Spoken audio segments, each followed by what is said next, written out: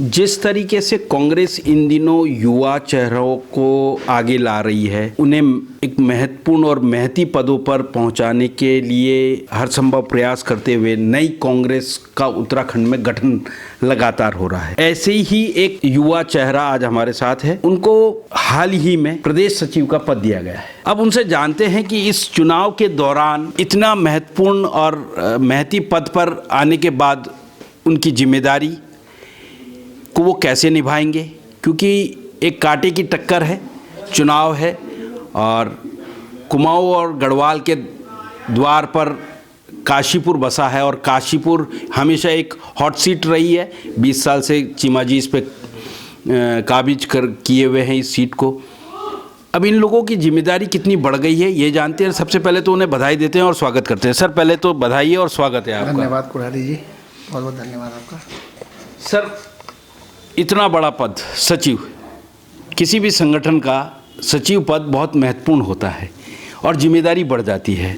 तो इस पद को मिलने के बाद हाईकमान या आपकी प्रदेश कार्यकारिणी को आप क्या कहेंगे और इस पद की जिम्मेदारी को लेकर आप आगे आपकी क्या प्लानिंग है?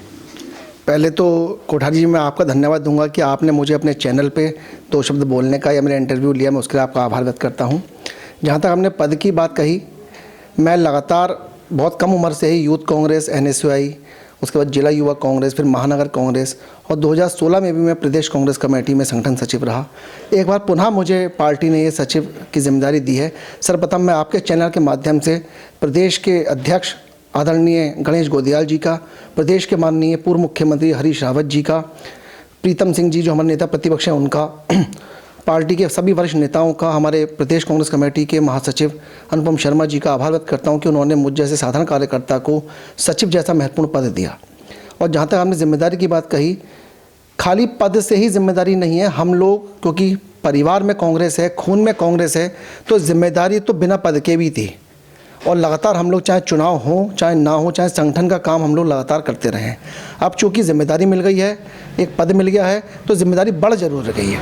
और निश्चित रूप से मैं आपको विश्वास दिलाता हूँ आपके चैनल के माध्यम से हाईकमान को, प्रदेश को, कि मैं अपने पद का निर्वाह पूर्ण निष्ठा एवं लगन के साथ करूँगा और पूर्व से ज़्यादा ताकत के साथ मैं संगठन को मजबूती प्रदान करने का प्रयास करूँगा। विकल्प जी, एक बात ये आ रही है कि कम चुनाव के दौरान आपको इस पद पे दिया गया है और फिर आप काशीपुर पर इस समय रस्साकसी बहुत हो रही है। 3-4 कैंडिडेट हैं, अपने अपने दम पर सभी जीत का दावा कर रहे हैं। आप कांग्रेस जैसी बड़ी पार्टी के सचिव, प्रदेश सचिव होने के नाते आप हमारे दर्शकों को ये बताएं कि कांग्रेस की काशीपुर में अभी क्या स्थिति है? देखिए, काशीपुर में कांग्रेस पहले के मुकाबले बहुत मजबूत है। चूँकि भाजपा का जो शासन रहा काशीपुर में पिछले 20 सालों से, वो बिल बोल के नगड़ने रहा है, कोई काम नहीं हुआ। काशीपुर पंडित नारायण दत्त तिवारी और पंडित सत्येंद्र गुड़िया के जोड़ी के विकास की जोड़ी के कारण जो पूरे हिंदुस्तान में जाना चाहता था, आज वो काशीपुर वाकई जैसे भाजपा के मुख्यमंत्री ने कहा कि कस्बे की तादाद पे हो गया है। निश्चित रूप से भाजपा ने इसे कस्बा कर दिया है। जिस काशीपुर को पार्लियामेंट में जाना जाता था, पूरे इंडिया में, एशिया में इसका नाम था, तो आज वो काशीपुर भाजपा के शासन में बिल्कुल पिछड़ चुका है। कोई इंडस्ट्री नहीं लगी, जितनी इंडस्ट्री थी सब बंद हो चुकी हैं। जितने इंस्टीट्यूशंस थे, सरकारी इंस्टीट्यूशन जो तिवारी जी और गुड़िया जी के टाइम में लगे थे, आज उनकी आप दीवारें जाके देखिए, पुताई तक नहीं होती है। तो भाजपा के जो विधायक हैं वो कुछ काम नहीं कर पा रहे हैं। तो इस वजह से जनता परिवर्तन चाहती है। निश्चित रूप से कांग्रेस इस बार बहुत मजबूत है और हमारे जो प्रत्याशी हैं वो बहुत तेज़ी के साथ आगे बढ़ रहे हैं और जनता अब की बार कांग्रेस के हाथ को मजबूत करना चाह रही है और कांग्रेस को निश्चित रूप से विजय दिलाना चाह रही है। विकल्प जी, अभी आपने एक आरोप लगाया कि भाजपा ने यहाँ पर विकास नहीं किया है। हाल ही में हरभजन सिंह चीमा जो सिटिंग MLA है, उन्होंने ये कहा कि 2002 का काशीपुर और आज का काशीपुर देखो कितना फ़र्क है। मैंने जो विकास किया है वो देखा है। ये जो विरोधी पार्टियां हैं उनका काम है सिर्फ आरोप लगाना। क्या कहेंगे? भाई साहब, निश्चित रूप से मैं भी कहना चाहूँगा कि 2002 का काशीपुर और आज के काशीपुर में आप अंतर देखिए। मेरी भी आज उम्र 38 साल हो गई है और मैं यहाँ पैदा हुआ हूँ। 2002 से पहले काशीपुर ऐसा नहीं था।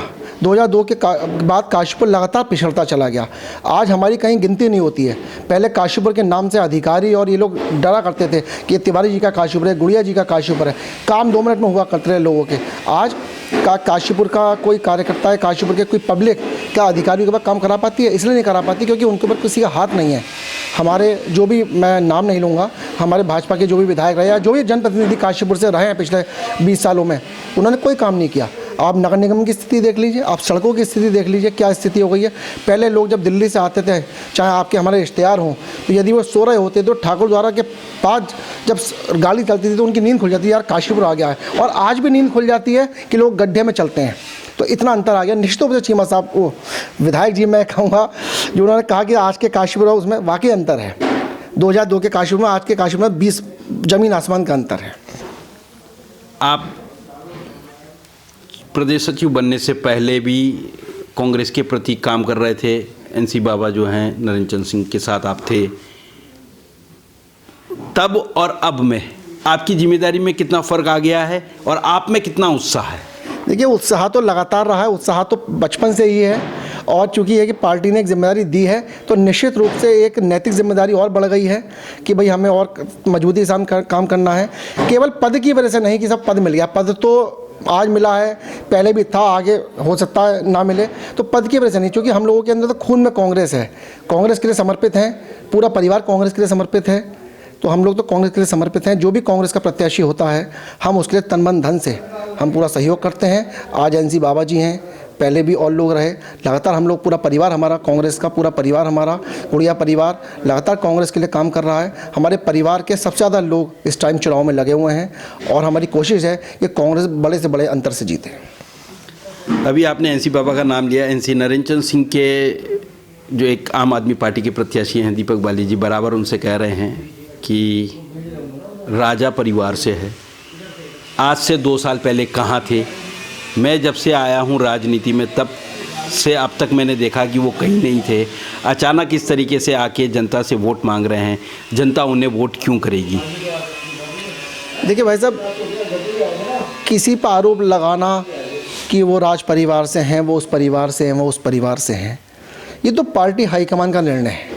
पार्टी हाईकमान ने जिसे भी समझा कि वो व्यक्ति चुनाव लड़ना चाहिए, वो व्यक्ति चुनाव लड़ रहा है। और जहाँ तक अन्य पार्टियों का सवाल है, मैं व्यक्तिगत किसी पर नहीं कहूँगा, चाहे वो भाजपा हो, चाहे आम आदमी हो, चाहे बसपा हो, उनका तो ये कहना ही रहेगा कि साहब वो ऐसे हैं, वो ऐसे हैं, वो हैं, क्योंकि उन्हें वो अपना चुनाव लड़ रहे हैं, है ना। तो इसमें कोई तर्क नहीं है। ये तो कोई व्यक्ति जब पहली बार आता है, तो जब चुनाव में आता है तो पहली बार ही आता है ना। तो ये इसमें किसी का कोई मैं आरोप इसको वो नहीं मानूंगा कि साहब वो 2 साल पहले कहाँ थे या 3 साल पहले कहाँ थे। जो लोग 2 साल पहले थे, जो अपनी बात कर रहे हैं, वो क्या कर पाए अब तक? खाली हल्ला गुल्ला मचाने के अलावा वो क्या कर पाए कि मैं ये कर दूंगा, मैं ये कर दूंगा? आपने करा कहाँ? और आप जो झूठे वादे, आप जिन पार्टी की बात कर रहे हैं, वो पार्टी सिर्फ झूठ की बात करती है कि मैं 1000 रुपये महिलाओं के खाते में डाल दूंगा, मैं 300 रुपये यूनिट बिजली कर दूंगा। कैसे कर देंगे आप? क्या आपकी सरकार आ रही है उत्तराखंड में? और सरकार लाने के लिए 36 MLA चाहिए। और मैं आपको निश्चित रूप से कहना चाहता हूँ कि शायद एक MLA भी आ जाए उस पार्टी का, तो बहुत बड़ी बात है पूरे उत्तराखंड के अंदर। आप युवा भी हैं और प्रदेश सचिव भी हैं। दोनों के नाते हमारे चैनल के माध्यम से युवाओं को और जनता को कांग्रेस को वोट करने की अपील कैसे करेंगे? देखिए, ये आपने बहुत अच्छा सवाल किया। इस टाइम प्रदेश में और देश के अंदर सबसे बड़ी तादाद युवाओं की है, और युवा ही किसी देश को और प्रदेश को विकसित करने में अपना योगदान देता है, क्योंकि उसकी नई सोच होती है। और पिछले कुछ टाइम से, मैं कहूँगा 2014 से, युवा हमारा भ्रमित है। चाहे वो सांप्रदायिकता के कारण हो, चाहे वो किसी वर्ग विशेष के कारण हो, या किसी जाति धर्म के कारण हो, वो भ्रमित हो चुका है किसी भी कारण से। तो मैं आपके चैनल के माध्यम से उन युवाओं से, अपने साथियों से ये निवेदन करना चाहूँगा कि वो धर्म की राजनीति, हिंदू मुस्लिम की राजनीति से हटें और विकास की राजनीति में आए। कांग्रेस ने 1947 जब से भारत आज़ाद हुआ है, पंडित जवाहरलाल नेहरू ने जो विकास की गंगा इस देश में बहाई थी, वो लगातार अनवरत मनमोहन सिंह तक चलती रही। इंदिरा जी रही हों, राजीव जी रहे हों, सोनिया जी रही हों, मनमोहन सिंह रहे हों, लाल बहादुर शास्त्री रहे हों, लगातार कांग्रेस ने पूरे देश के अंदर विकास किया है। लेकिन पिछले आप 7-8 सालों में आप देश में देखिए, केवल हिंदू मुस्लिम पर लड़ाया जाता है, कोई डेवलपमेंट नाम की चीज़ नहीं हो रही। क्या आपको शायद पता हो, ना तो देश के अंदर कोई IIT खुली है इन 7 सालों में, ना कोई नया IIM खुला है, ना कोई NIT खुली है, ना एम्स खुल रहे हैं। केवल हिंदू मुस्लिम की बात होती है, भाई को भाई से लड़ाने की बात की जाती है, हिजाब और सिंदूर की बात होती है, मंगलसूत्र और हिजाब की बात होने लगी है। तो ये ऐसी चीज़ें चल रही हैं देश के अंदर, तो ये देश के लिए अच्छी नहीं है। देश में भाईचारे की बात होनी चाहिए, सबसे बड़ी बात विकास की बात होनी चाहिए। तो मैं अपने युवाओं से कहना चाहूँगा, विकास के नाम पर, तरक्की के नाम पर कांग्रेस का साथ दें, कांग्रेस को मजबूत करें, तभी आपकी भी तरक्की है और हमारी भी तरक्की है। तो आपने देखा कि बड़ी बेबाकी से उन्होंने अपनी बात को रखा है और युवाओं से अपील की है कि कांग्रेस को वोट करें, विकास के लिए वोट करें, देश के लिए वोट करें, प्रदेश के लिए वोट करें। तो एक बार फिर हम उनका धन्यवाद करते हैं। सर बहुत बहुत धन्यवाद समय देने के लिए। धन्यवाद भाई साहब, बहुत बहुत।